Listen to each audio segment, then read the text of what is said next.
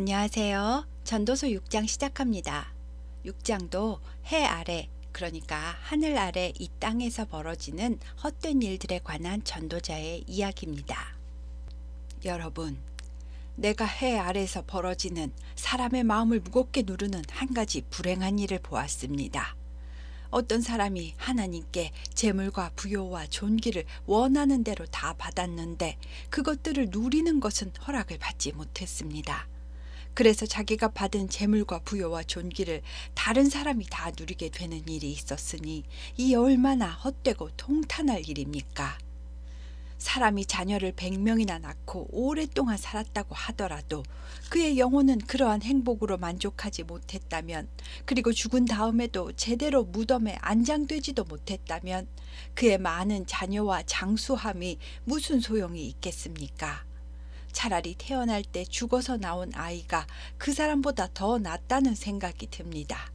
왜냐하면 그 아이는 이 세상의 어려움을 보지 않았고 평생을 만족함 없이 살다가 고통으로 죽은 그 사람보다는 더 편안하게 안식을 누리는 것이니 말입니다. 사람이 비록 천년의 갑절을 산다 할지라도 행복을 보지 못하고 계속 불행하게 살다 죽는다면 그의 기나긴 인생은 고통의 세월 말고는 남는 것이 없기 때문입니다. 또한 사람이 수고로이 일하는 이유는 먹고 살기 위해서입니다. 하지만 아무리 잘 먹고 살아도 영혼의 즐거움이나 감정적인 욕구를 다 채울 수는 없습니다. 지혜로운 사람이 어리석은 사람보다 무엇을 더 가졌습니까? 가난한 사람이 사람들 앞에서 어떻게 처신해야 할지 안다고 해도 그 지혜가 그에게 무슨 소득이 있겠습니까? 눈으로 직접 보는 것이 마음속으로 생각만 하는 것보다는 낫겠지만 결국 이 또한 인생의 참 행복이 될 수는 없습니다. 현재 이미 존재하는 것들은 이미 오래전에 그 운명이 결정되어 있었고, 사람은 하나님이 정해 놓으신 질서와 법칙 안에서 살아가도록 만들어져 있습니다. 여러분이 그것을 거부하겠다고 자기보다 강하신 하나님과 다툴 수는 없는 일이 아닙니까? 인생의 하나님을 거역하여 다투겠다고 하는 것처럼 무익하고 헛된 일은 아마 없을 겁니다. 그림자처럼 덧없이 지나가는 짧은 일생에서 여러분은 무엇이 즐거움이며 무엇이 유익인 것 같습니까?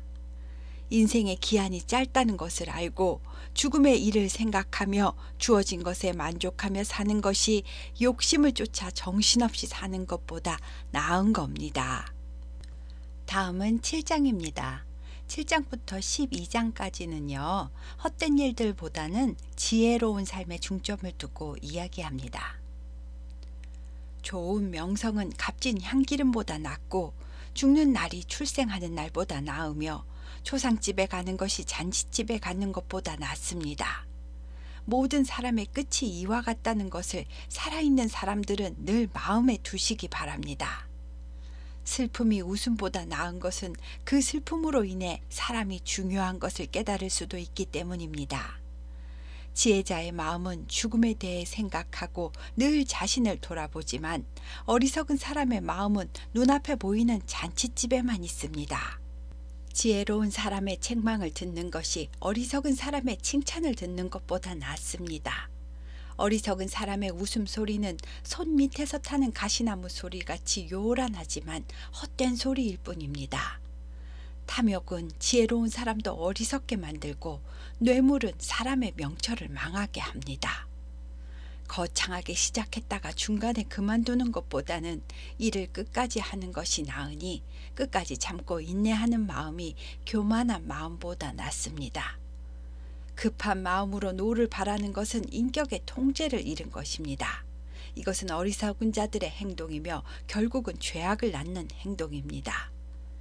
어째서 지금이 옛날보다 못하냐고 묻는 것은 어리석은 질문입니다.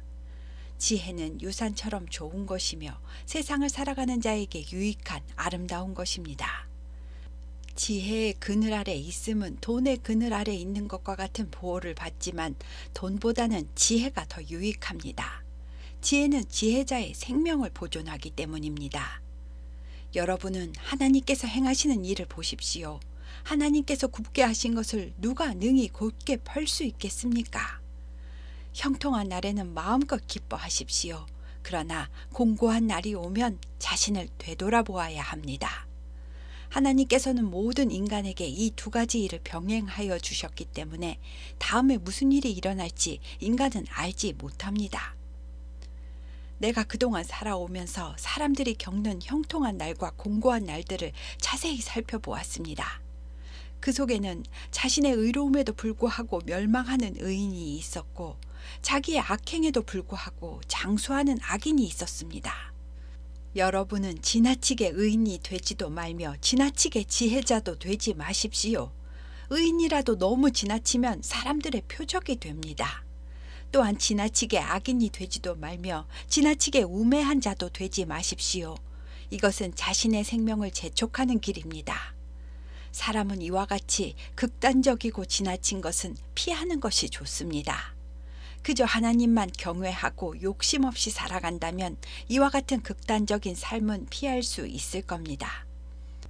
때로는 한 사람의 지혜로운 자가 권력을 가진 10명의 사람보다도 성읍을 위해 더 많은 일을 할 수 있습니다. 항상 옳은 일만 하고 죄를 하나도 짓지 않는 의인은 세상에 한 명도 없습니다. 사람들이 하는 말을 다 마음에 담지 마십시오. 그래야 쓸데없는 감정 소모를 하지 않고 올무에 빠지는 일도 없을 겁니다. 당신도 가끔 다른 사람들을 저주했었고 당신 자신도 그것을 알고 있지 않습니까? 인간적인 지혜로는 이 세상 이치를 다 알 수 없으며 참다운 지혜는 하나님의 은혜로 베풀어지는 것임을 나는 깨달았습니다. 내가 세상 이치를 다 알 수는 없으나 이제 돌이켜 이번에는 인간의 완악한 본성을 살피려고 연구를 했습니다. 그리고 악한 여자가 얼마나 무서운지 깨달았습니다. 그녀의 마음은 덫이나 그물 같고 그녀의 손은 사람을 결박하는 쇠사슬과 같았습니다. 하나님을 기쁘시게 하는 자는 이런 여자를 피할 수 있겠지만 죄인은 그 여인에게 붙잡히고 말 것입니다. 여러분, 나 전도자가 낱낱이 살펴 찾고 연구하는 중에 깨닫게 된 것은 이것입니다. 내가 계속 찾아본 지혜로운 사람 가운데 진짜 지혜롭다고 생각한 사람은 1000명 중에 1명밖에 없었으며 이 모든 사람들 중에서 여자는 한 사람도 찾지 못했다는 것입니다. 그리고 깨달은 것은 하나님이 원래는 사람을 정직하게 만드셨으나 인간은 타락하여 여러 가지 꾀를 생각해낸다는 것입니다. 그러므로 모든 사람이 죄에서 자유로울 수는 없다는 것입니다. 여러분, 누가 진실로 지혜자여서 사물의 이치를 다 알겠습니까? 지혜가 사람의 마음에 들어가면 그의 얼굴을 빛나게 하고 굳은 표정도 환하게 바꿔줍니다. 여러분은 하나님 앞에서 맹세한 대로 왕의 명령에 순종하십시오. 왕 앞에서 무례히 행동하지 말고 맡은 직무를 성실히 하고 악한 일에는 끼어들지 마십시오. 왕의 권위에 도전하지 않고 순종하면 해를 입지 않습니다. 지혜자의 마음은 때와 판단을 분별하나니 왕의 명령을 수행할 시기와 방법을 알 수 있습니다. 모든 일에는 적절한 시기와 방법이 있으나 우리는 그것에 대해서 잘 모르고 있습니다. 사람은 누구도 미래를 알지 못하는데 누가 장래일을 말해줄 수 있겠습니까? 부는 바람을 붙잡아 멈추게 할 수가 없듯이 어느 누구도 자신의 죽는 날을 피하거나 늦출 수는 없습니다. 전쟁이 일어나면 그 전쟁통에서 혼자 빠져나올 수가 없는 것처럼 악을 행하면 그 악의 소나기에서 혼자 빠져나올 수는 없는 겁니다. 내가 해 아래 세상에서 행해지고 있는 모든 일들을 살펴보다가 깨달은 것은 사람이 사람을 지배하여 해롭게 하는 경우가 있다는 사실입니다. 그 악한 지배자가 평생을 악하게 살다가 죽었지만 사람들은 곧 그의 악을 잊어버리고 그가 죽은 후에도 그 악을 행했던 성읍에서 오히려 존귀히 여김을 받으니 이 얼마나 모순입니까? 악한 일에 대한 징벌이 속히 실행되지 않으니까 인생들이 악을 행하는데 더 담대한 것이 아닙니까? 죄인이 100번이나 악을 행하고도 여전히 오래 살 수는 있을지 모르겠지만 내가 알기에 하나님을 두려운 마음으로 섬기는 자는 분명히 잘 될 것입니다. 그러나 악인은 하나님을 두려워하지 않기 때문에 그가 사는 날은 해가 있을 때 잠깐 보이는 그림자와 같을 것입니다. 또 세상에는 이해할 수 없는 일들이 많이 있습니다. 악인이 마땅히 받아야 할 벌을 도리어 의인이 받게 되고, 의인이 당연히 받아야 할 보상을 도리어 악인들이 받는 일이 있다는 것입니다. 이 또한 허망한 일입니다.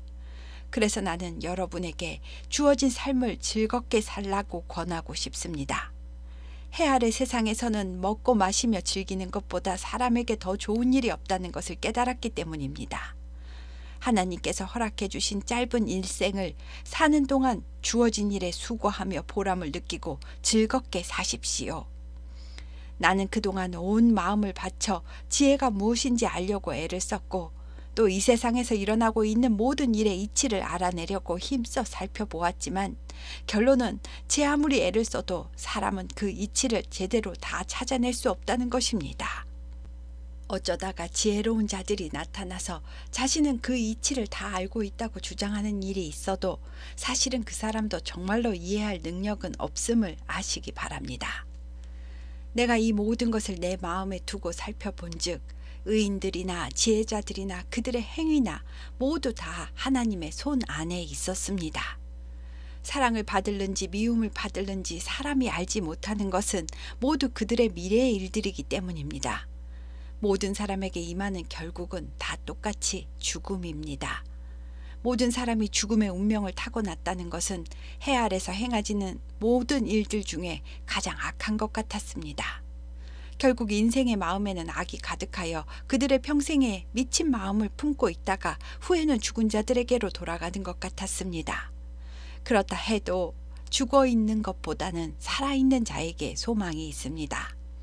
산 개가 죽은 사자보다 낫다는 말이 있듯이 살아있는 사람에게는 변화될 수 있는 소망이 있기 때문입니다.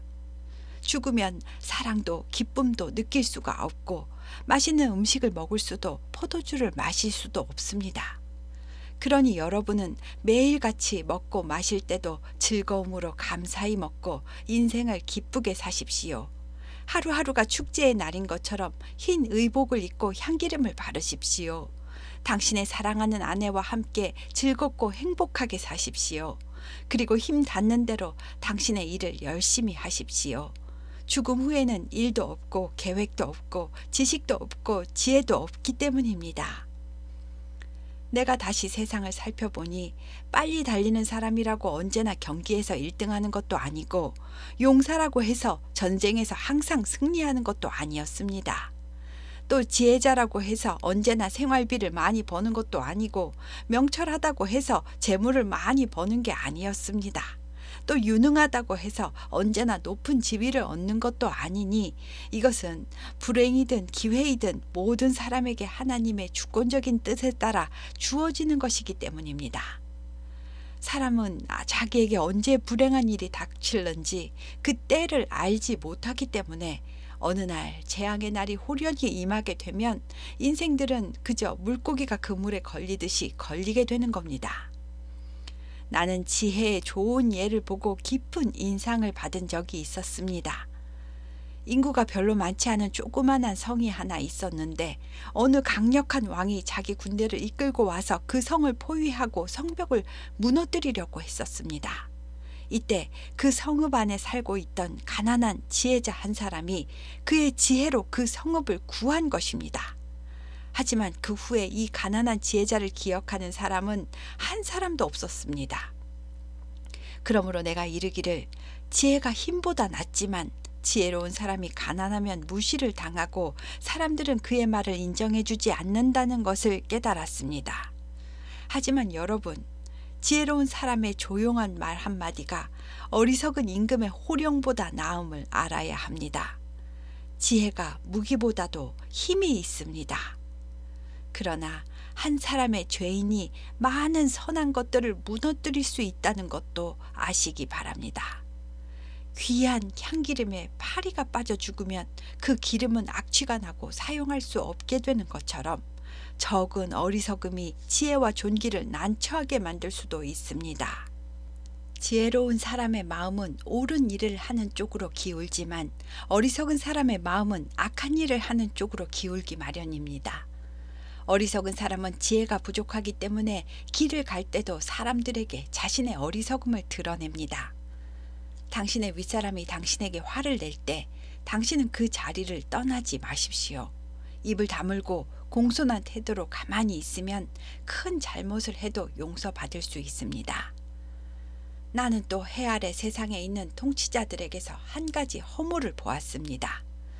그것은 어리석은 자를 높은 자리에 앉히고 존귀한 자를 낮은 자리에 앉히는 것입니다. 또 내가 보니 종들은 주인처럼 말을 타고 귀한 자들이 종처럼 걸어다니고 있는 것을 보았습니다. 함정을 파는 자는 그 함정에 빠질 것이며 담을 허는 자는 뱀에게 물릴 것입니다. 채석장에서 일을 하는 자는 돌에 다칠 것이며 나무를 쪼개는 자는 그 나무 때문에 위험을 당하게 됩니다. 도끼를 갈지 않아 날이 무뎌지면 그만큼 일하는 데 더 힘이 드는 것처럼 사람도 지혜를 갈고 닦으면 그만큼 성공하기에 더 유리합니다. 뱀에게 주술을 걸어 술법을 행하는 자가 주술을 걸기도 전에 뱀에게 물렸다면 그 술사는 아무 쓸모가 없는 것이 아닙니까? 지혜로운 자의 입에서 나오는 말은 은혜를 끼치지만 미련한 자의 입에서 나오는 말은 처음에는 어리석다가 나중에는 사악한 미친 소리가 되어 자기 자신을 삼키고 말게 될 겁니다.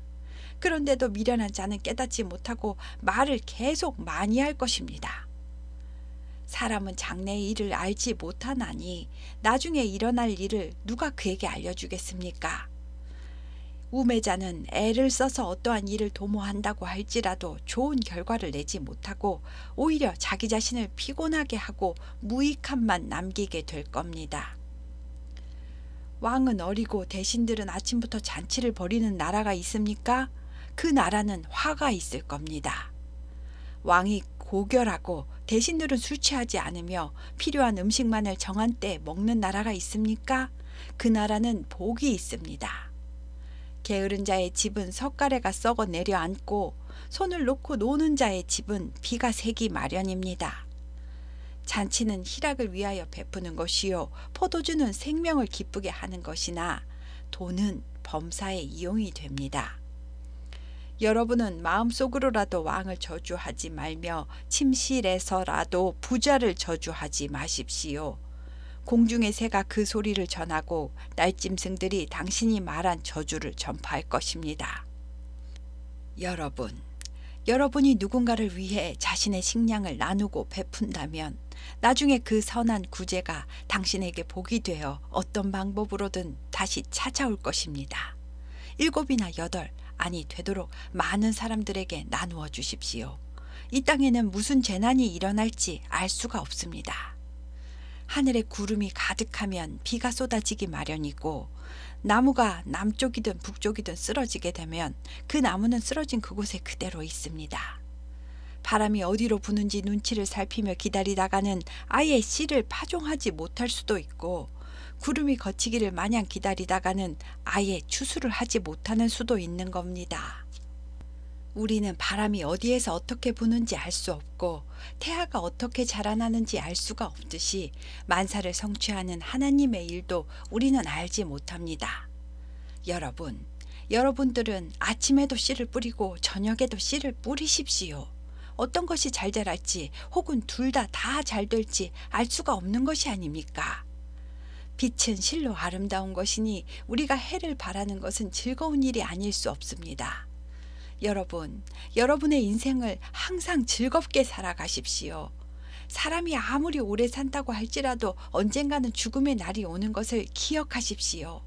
이 세상에는 의지하고 기댈 만한 일은 아무것도 없습니다.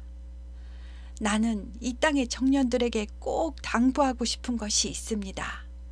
청년들이여, 당신들의 어린 때를 즐거워하며 당신들의 청년의 날들을 마음껏 즐기십시오.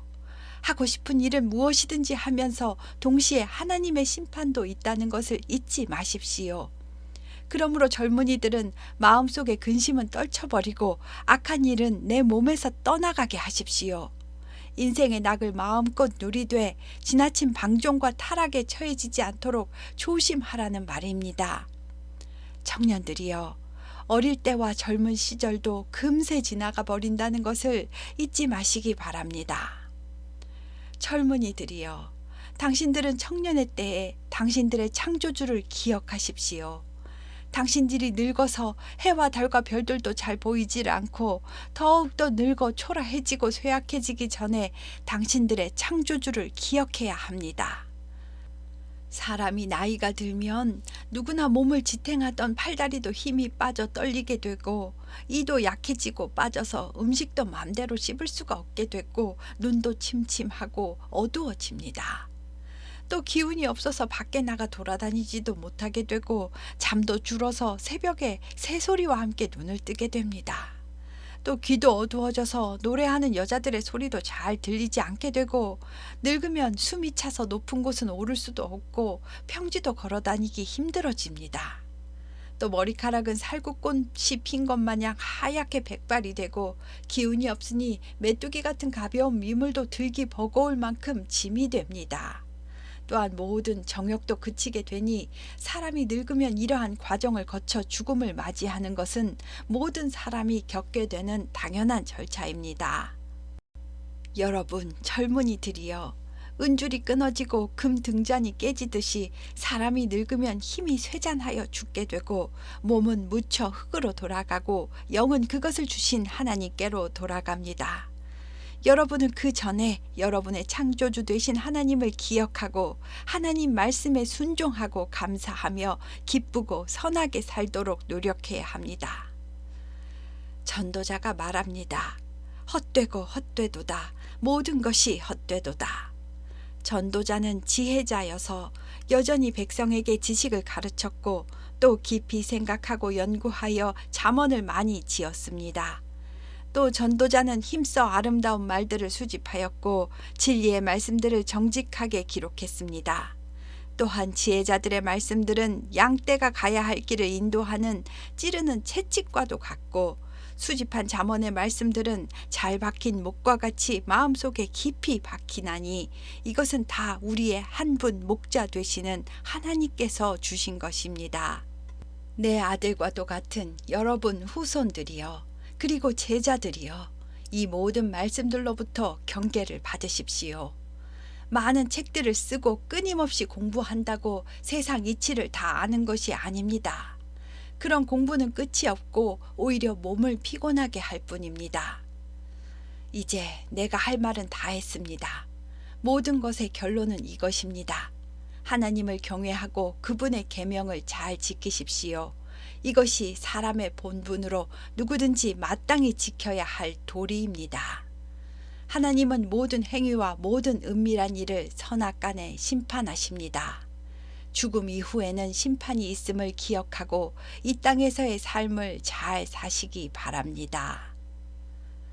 여기까지가 12장까지 전도서의 끝입니다.